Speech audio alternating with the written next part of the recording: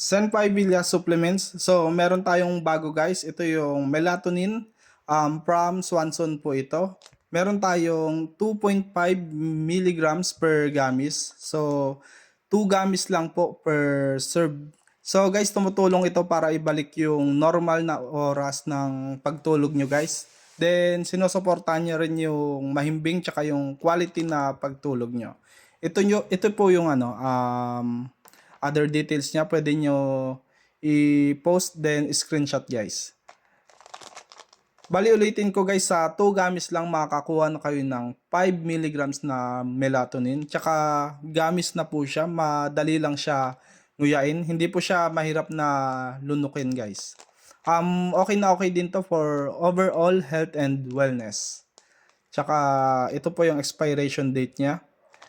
Then, hindi pa namin to ina-add sa mga store. Sinubukan ko na to siya guys. Sobrang sarap ng niya, flavor. Strawberry flavor po siya. Check natin guys.